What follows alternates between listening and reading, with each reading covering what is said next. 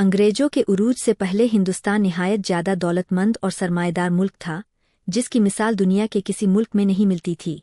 Doctor walker कहता है, हिंदुस्तान की दौलत, तिजारत और खुशहाली ने सिकंदर आजम के दिल पर गहरा असर किया, और जब वह ईरान से हिंदुस्तान की तरफ रवाना हुआ तो उसने अपनी फ़ौज को कहा कि अब तुम उस सुनहरे हिंदुस्तान की तरफ कूच कर रहे हो जहाँ न खत्म होने वाले खजाने हैं। थॉर्नटन अपने सफ़रनामे में लिखता है, यूरोप को तहजीब सिखाने वाले यूनान और इटली जब बिल्कुल जंगली हालत में थे, हिंदुस्तान उस ज़माने में भी दर्जा इकमाल को पहुंचा हुआ था और दौलत का मरकज था। यहाँ की ज़मीन निहायत जरखेज, यहाँ के लोग बड़े बड़े लायक और कारीगर थे। मशरिक व मग़रिब के तमाम मुमालिक हिंदुस्तान की अशिया को बड़े शौक से खरीदते थे। फ्रांस के मशहूर सियाह बर्नियर ने लिखा था, हिंदुस्तान ऐसी गहरी खलीज है जिसमें दुनिया भर का सोना और चांदी आकर जमा हो जाता है और बड़ी मुश्किल से बाहर निकलता है। लॉर्ड मैकाले लिखता है, हिंदुस्तान का सूबा बंगाल जन्नत समझा जाता है। लंदन और पेरिस के आला खानदानों की औरतें यहाँ की खद्दों के नाजुकतरीन कपड़े जेबेतन करती है। कैप्टन अलेक्जेंडर कहता है, हिंदुस्तान के सिर्फ एक ताजिर अब्दुल गफूर का सरमाया ईस्ट इंडिया कंपनी के कुल सरमाए के बराबर है। एक चीनी सियाह लिखता है, हिंदुस्तान की अवाम निहायत खुशहाल और फारिगुलबाल है। किसी किस्म का मालिया या टैक्स वसूल नहीं किया जाता। यहाँ के राजा किसी को भी जिस्मानी सज़ा नहीं देते। मशहूर अंग्रेज निकोलो दे कोंटी अपने सफ़रनामे में लिखता है, गंगा के किनारे बड़े बड़े और निहायत खूबसूरत शहर आबाद है, जिनके इर्दगिर्द खूबसूरत बागीचे और लहलहाते खेत है। यहाँ गोया सोने के दरिया बह रहे हैं। यहाँ मोतियों और जवाहरात की भी कोई इंतहा नहीं है। दोस्तों, अकबर के ज़माने में हिंदुस्तान की दौलत व सरवत का अंदाज़ा लगाने के लिए हम आपको हिंदुस्तान की अशरफियों के वजन भी बताते हैं। यहाँ सबसे बड़ी अशरफी महरे शाही कहलाती थी, जो 1 किलो सोने की होती थी। जी हाँ, 1 किलो सोने की अशरफी होती थी। दूसरी अशरफी 900 ग्राम सोने की। तीसरी अशरफी 500 ग्राम यानी आधा किलो सोने की। चौथी अशरफी 250 ग्राम सोने की होती थी।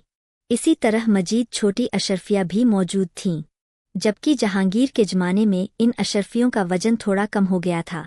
नाजरीन, एक निहायत ही दिलचस्प बात साहिबुल मुआशित ने लिखी है, वह यह कि औरंगजेब आलमगीर जब हुक्मरां बना तो उसने सिर्फ आगरा और दिल्ली के खजानों को गिनने का हुक्म दिया। कई हजार लोगों ने इन 2 शहरों के खजाने तोलना शुरू किए।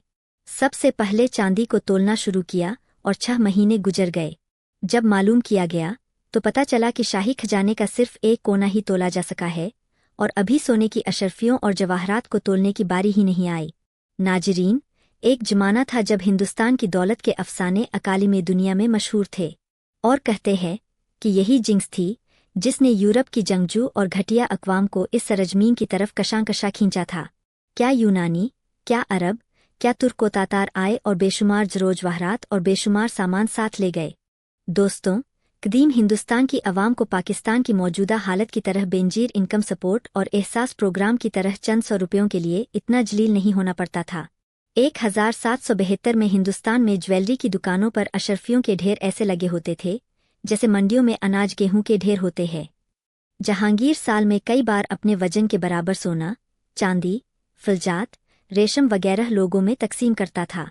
हर रोज शाम को जब सैर के लिए निकलता तो 2 बोरियां पैसों के साथ लेकर निकलता और लोगों में तकसीम करता।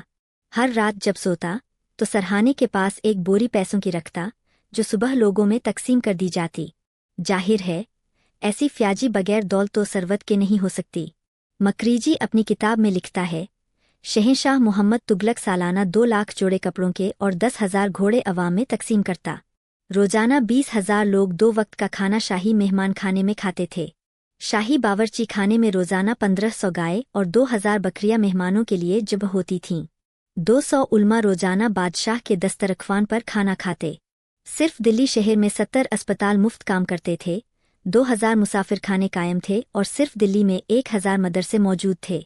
एक और अंग्रेज लिखता है, जब मैं हिंदुस्तान में दाखिल हुआ तो मैंने ख्याल किया कि मैं सादगी मसरत के ज़माने में हूँ, जहाँ फितरत अब तक गैर मुबद्दल थी और जंगो मुसीबत से कोई आशना न था।